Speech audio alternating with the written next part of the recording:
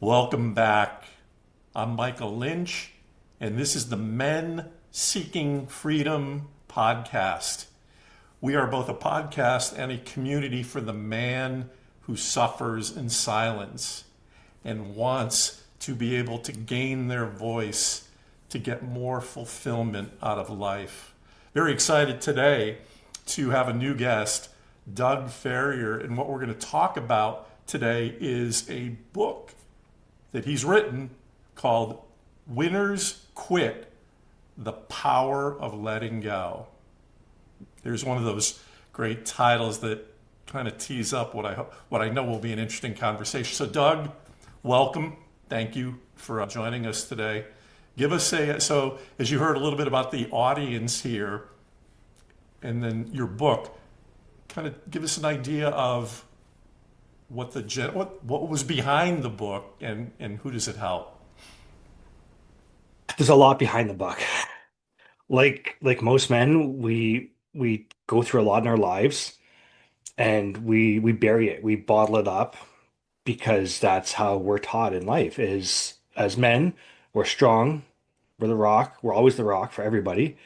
We're not allowed to show our emotions because that's weakness. And for years that was me. And my life started going a downward spiral at 12 years old. And this is one of the things I talk about in my book. At 12 years old, on my 12th birthday, my father was diagnosed with cancer. And my parents had split up when I was a baby. So my dad wasn't as active in my life as he could have been, as I would like him to have been. But we were working on that and building that. He had gone through his own trials and tribulations that he had been working on correcting and becoming a better man. And then 3 months after he was diagnosed, he passed away. And when he did, I was standing beside his bed. And at 12 years old, we see these TV shows, these medical TV shows where they portray what happens when they turn off life support. The air machine stops working, the heart monitor goes to a flat line. But something they didn't prepare me for, the nurses, the family, everybody out in the waiting room before I went into that ICU room, was that those machines also pump life into the muscles.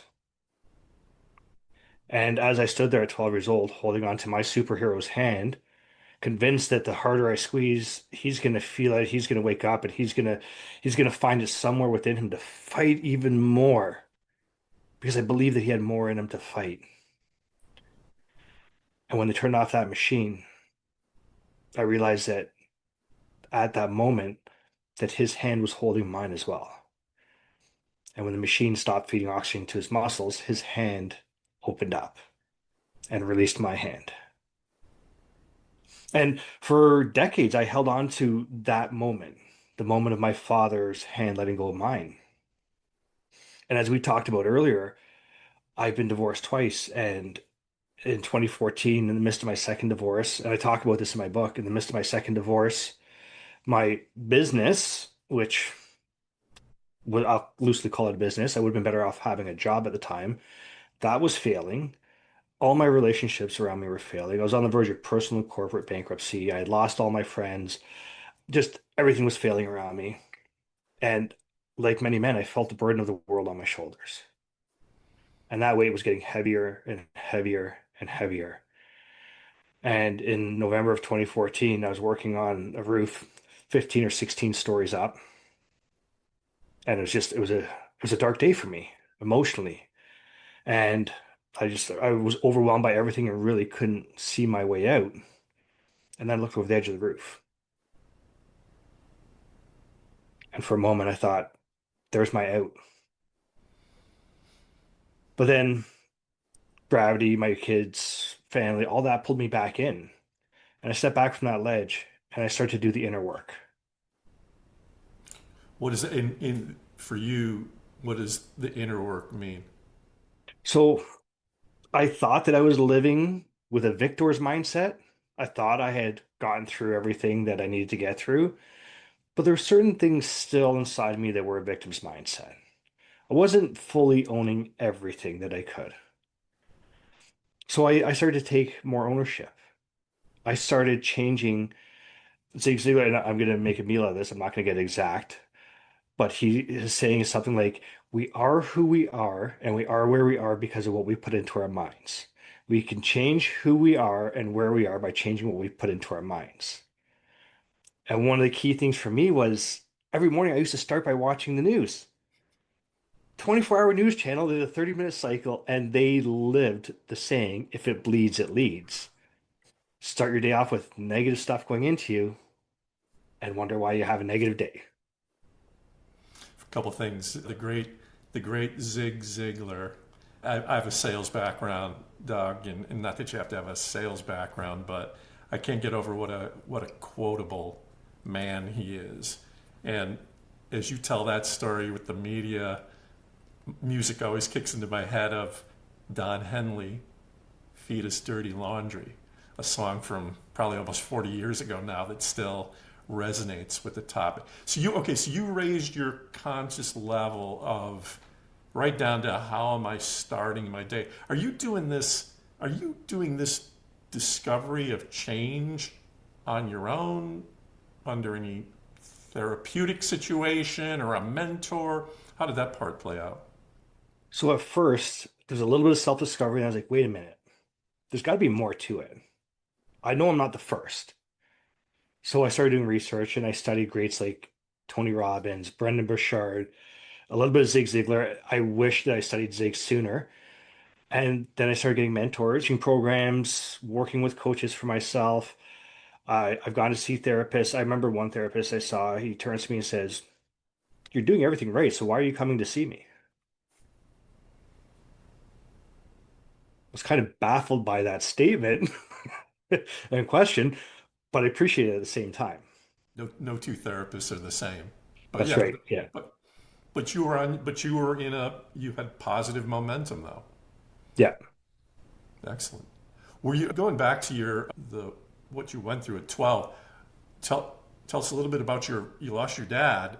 What do you have siblings or were you dealing with this on your own? So I'm the second oldest of five, but there's some math to happen here. I'm going to give you like the family tree here because we don't all have all the same parents. My older sister and I, same mom and dad. My younger sister and one younger brother, same mom, different dad. My other younger brother, same dad, different mom. Okay. So a modern family or Yeah. a new type of family. So and what it's just I want to go back to those early years.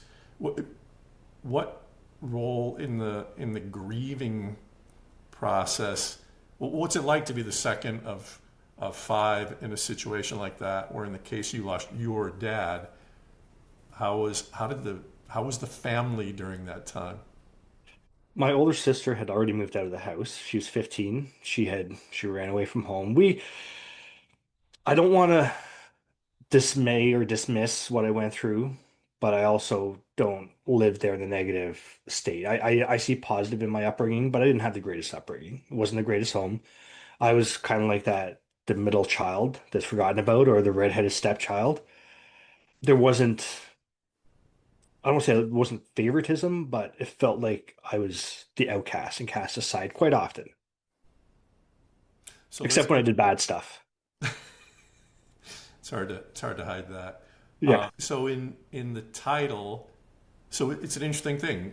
Winners quit. That's an interesting statement right out of the gate. Probably defies for some people conventional wisdom. Talk about what it means to let go. The power, as you say, the power of letting go. How does that apply to you? Well, we all heard the saying, quitters never win and winners never quit, right?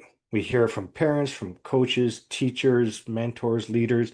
We hear that all our life. And it's similar to the stigmatism that men aren't supposed to show their feelings. We're supposed to bury it all, right? But winners quit. It's not about quitting on what's important. It's not about quitting our vision or quitting on life. It's about quitting holding on to the stuff that's pulling us back. Can you imagine trying to climb Mount Everest while you're pulling a fully loaded 747 behind you of baggage?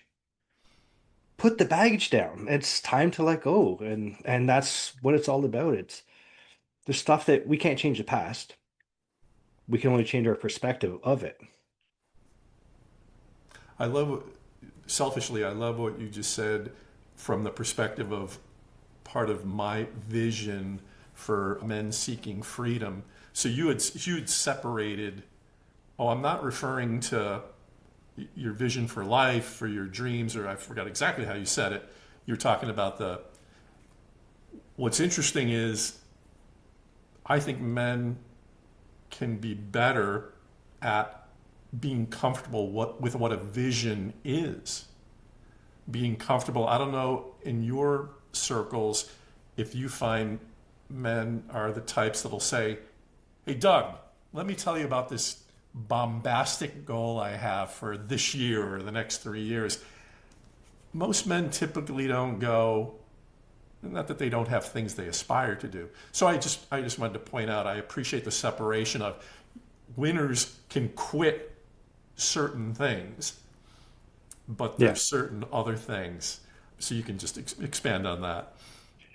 Yeah, I want to expand on what you said there too, the bombastic goal. So there was a time in my life, I mean, let's face it, man, we can be pretty hard on each other. I've got a friend. He is always cracking bald jokes. He's cracking short jokes because he's taller than me. He's just got a ton of mean jokes. But I know that if I called him at 2 a.m. and said, I need you to meet me somewhere and bring a shovel, there would be no question about it. He would be there in a heartbeat. He would ask, do you need extra help? Should I bring somebody else as well? But the challenge is, as men, we don't always realize that somebody's that type of friend. So when we have these bombastic goals, quite often there's some people that they don't have the emotional maturity. And I was there. I'm still growing with my emotional intelligence, where somebody says this massive goal that they have, and our response is, well, that's dumb. Not in a supportive way. And it's not that we're trying to bring them down or tear them down most of the time. Well, sometimes we are tearing them down because of our own insecurities and our own inner fears. You know, Steve Harvey said it, and he said I think it was his father said it, or something he felt when his father passed. When his dad died, he lost the only man that wanted to see him truly win. I mean, as men, yes, we support each other, but we want to win too, right? And our fathers are the ones that really, really want to see us win even more. I think you nailed the. I'm a person who loves to wonder about things, and wondering is just asking in your head these big questions that you're not sure what the answer is.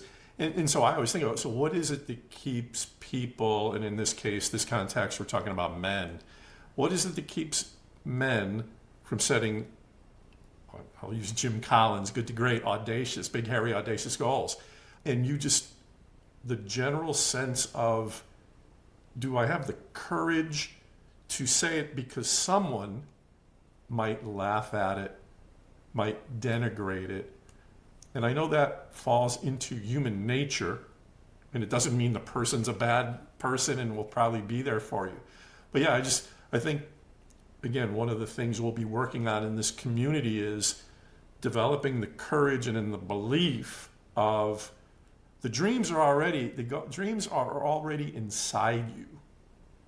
Formalizing them into goals, with time frames and all, and what is it going to take to get there is part of it. But so thank you. You went right to that place of how for men can we, and how have you, let's speak to you now. How have you allowed yourself to set audacious, stupendous goals and have confidence in them? I think a big challenge for a lot of us is we start off in our childhood, we grow up a certain way. I grew up in a home there wasn't a lot of financial resources. I didn't have a lot of great mentors around me. I had some good ones. Definitely some great moments from my parents, my stepdad, his family, but I didn't have leaders like, say, Jim Rohn guiding me as a child. So we're kind of raised in this limited mindset, and we put ourselves in these boxes where we think we have these maximums, these capacities, these ceilings that we can't get past. And we have this fear of success Because in order to become the person that's going to achieve these big, hairy, audacious goals, we have to let go of part of our old past. That means we're also going to lose some people from our past, or we're going to have limited time with them because they don't see us at the same level. Or maybe we don't have the confidence because we think, who am I? The thing is, though, is, and I don't know if you're a religious man. I didn't ask that question earlier, but I am. I'm not overly religious, but I do have faith. I do believe in God. But these dreams that are placed inside our hearts, in our souls, and in our minds, they don't just show up there randomly. They're placed there for a reason. And I believe that when they're placed there, it's because we have the capacity in us to achieve those goals. It's something you said earlier. When I first got started on this vision, this path, I was like, man, I gotta use social media for this. But what about all my friends? What about the people that know me as this guy? Somebody gonna start talking crap about me behind my back? And the ironic thing is, there was actually one person in particular who has been a big supporter of mine. The exact opposite of what I anticipated. I have a faith-based therapist in my life, and she always talks about you have as you put things out in the world, you can have your own perceptions of how they're received, but she'll always say you have no idea how people are hearing you. Granted, some of them will be the diminishers and all that, but she says you keep putting things out there. People, you might be surprised that who's steadily listening to these messages, saying, "Wow, that really resonates." So I agree. Let's go back to let's go back to the book and let's go back to the power of letting go. So in the book, do you go through steps people can take? What are the nuggets in there that will inspire men to want to read your book? So I each chapter is a story about something I've gone through. I get real, I get raw, I get completely vulnerable and share that part of my life. I share the steps on how I got through it. And at the end of every chapter, there's prompts and there's space for you to work through something similar in your life. And you don't have to go through the exact same thing I went through. Like my rock bottom is different than your rock bottom, is different than Tom's rock bottom, different than John's rock bottom. We all have our own rock bottoms. And we don't need to wait until we reach my rock bottom before we say something's wrong, something's broken. It's not a scar contest. We're not comparing who's got the biggest scar here. It's not what it's about. But yeah, there's nuggets in there. There's steps to walk you through it. If it's okay with you, I'll share a couple comments I got Please. recently from people that read it. Great. You talked about your therapist saying you never know who's paying attention. One day when I was questioning, because we do that as humans, questioning if this was the right path to write this book and put it out now. And I get a random message saying, I ordered your book. It came at the right time. I'm going through a hard time in my life. As a teenager, I listened to all the Tony Robbins tapes and I couldn't get through them. But your book hit me at the right spot at the right time. And then recently I had another person reach out to me and she said her husband, he's been having some psychological issues. She's wanted him to get help. He hasn't wanted to. And she got him the book. He read the book, he did the exercises, and he's on a positive path forward. And it's these moments here, it's like I did put the right value in there. Look at that. Look at those two stories. First of all, how does it feel for you to get that type of feedback? It's I can't even put the feeling into words. It is so phenomenal. It's absolutely amazing. It fills me up with joy. I get chills, shivers, the hair on my arm starts standing up. I get teary-eyed when I hear those things, that feedback, to know that I'm making that much of a difference in somebody's life. What's also interesting about those two examples is who the people were that responded. You have the actual one man this was the time to read the book, and a woman, if I understood you correctly, Yeah. reflecting on something she was experiencing in her relationship. Yeah. That's one of the things I just as an aside I see for this community is I'm looking forward to having female guests, which I will, who are who've either with the lived experiences, Doug, or are experts in an area of helping men. It's kind of interesting to where we're all trying to you never know who wants to help or who will be in a supportive role for you. Yeah, absolutely. And it's if you're open-minded to it, there's definitely women out there that can be a huge, massive help for us because it helps us get in touch with the softer side too. I believe in the concept, not that everybody will do this, but I think we all have a book in us for a million reasons. Some will or won't do it. What? So you had your lived experiences. What made you? That's one thing. What made you, compelled you, or who compelled you to write a book? When I was younger, I always loved writing. It was always a passion of mine. But going through the growth I went through and reading the books that I've read and hearing stories, Brendan Burchard talking about when he was in his early 20s, late teens, after the love of his life from college, they broke up, and he went through his pain and suffering, and he's written books that have changed my life. And I thought, I can change other people's lives too. And everything I kept hearing about it, I participated in a couple of books, but I was like, I need my book. And even if it doesn't get released, it's such a therapeutic thing to write the book, to spend that time going through that and writing all that out, the amount of emotional healing that comes with that, it's better than any therapy or coaching I've done. My That's personal opinion. that's a good. Well, so what's interesting about that point is, so let's say every person is not going to write a book, but as you're talking about just journaling the events of your life, that in and of itself, even for a man who may not want to write a book someday, you're saying you got something out of the, well, obviously that's kind of the process I would assume to write the book, but you were literally journaling about a series of events you've gone through in your life. Yeah. Okay. So, well, just talk a little bit about how does, I always like to think about how do you start small habits. I don't know if the average man is a journaler compared to women. As Yeah. I always like to say with people I meet who don't read, please get access to a book and read one page. Yeah. That's In all it takes. what advice do you have?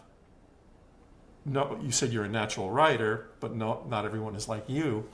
What's a good way for someone just to start in writing down? Doesn't have to even be about a traumatic event. And do you have any thoughts on that as to giving men encouragement to put things out on paper, which may need to be the step prior to verbalizing them?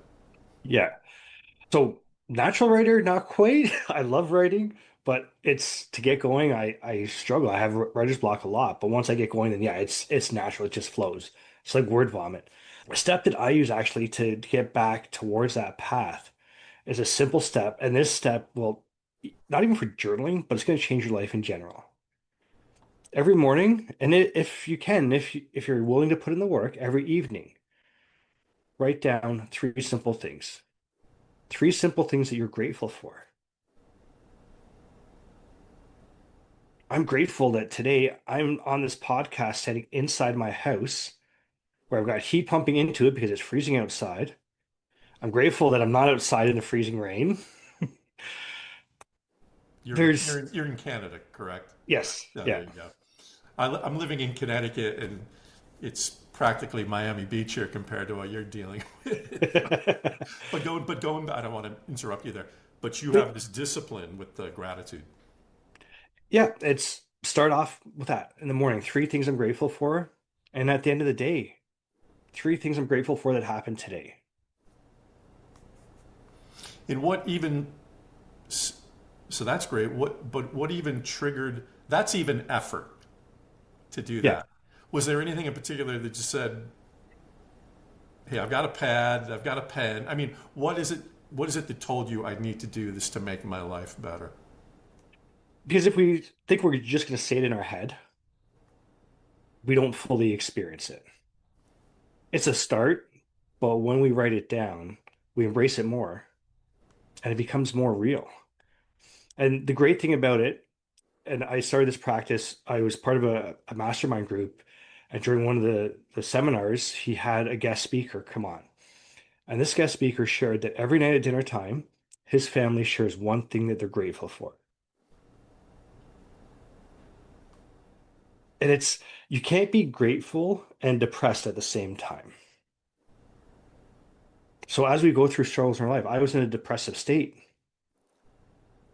And to get through that, part of what I had to do was see the things I'm grateful for. I remember one day coming out of my garage and I was tripping over stuff. I mean, I got mad. Three motorcycles, all these bicycles for everybody. Some people have two bicycles. What the heck is with all this crap in here? And I caught myself. I was focusing on what I didn't have. I don't have a three-car garage to hold all my crap in. And I paused and I focused on what I do have.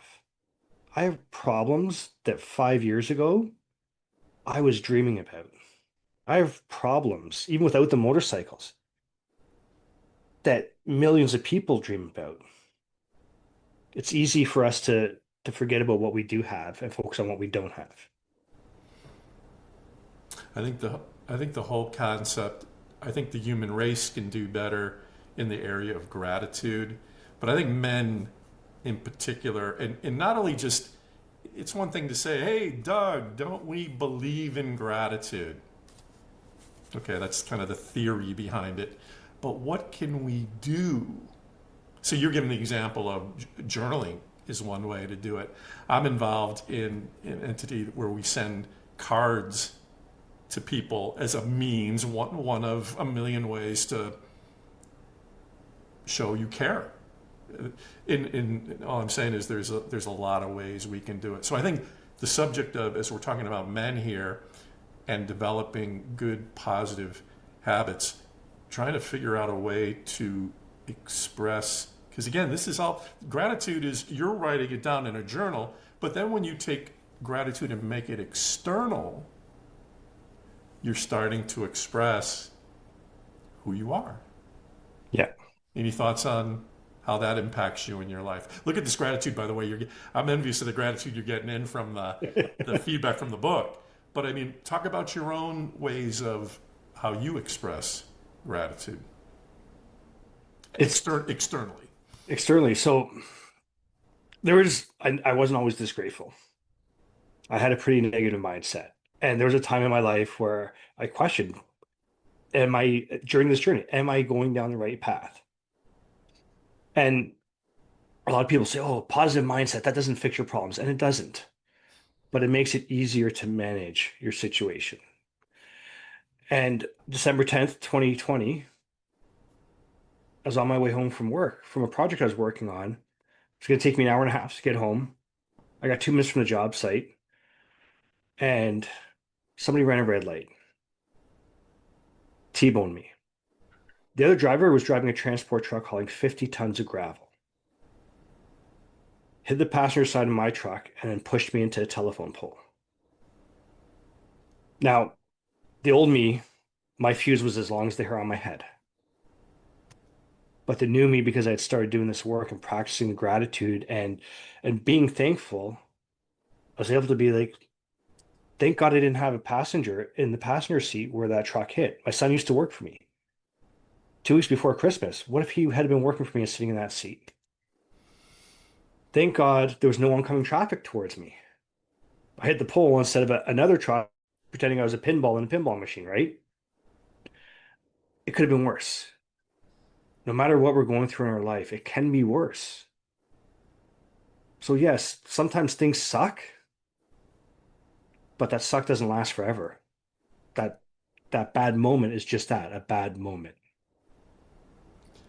repetition of these kinds of stories, I find myself, one of the challenges I face is when you're on your own, you can be vulnerable to going into these ditches. But just even like in a conversation like this, and for the people who watch and listen to this, they realize, wow, perspective changes when, okay, 2 hours ago, I didn't know Doug's story. Okay, now I know a little bit about Doug's story and his attitude about mindset. I think that's, again, part of the vision for this community is working, two heads are better than one. We heard that as a child. Well, how does Yeah. a community of people who have all these diverse experiences of grandeur and sheer horror or bad things, one way to get out of that is to just talk to each other. So, the book, how can people access Winners Quit? It is on Amazon. It is. Okay, fantastic. Yeah. And Simplest way to get out there. in terms of people watching or listening that want to speak to you directly, what's the best way for someone to get in touch with you? Easiest way is through Facebook. Okay. Under your name or the book's name, or how is it set up? Yeah, it's facebook.com/coach.doug.ferrier. Okay. Fantastic. Everyone, please do that. I hope for the people watching, if you found value in this episode, please share it. Male friends, actually any friends. You can find information about our community at menseekingfreedom.com, and I'll see you on the next episode.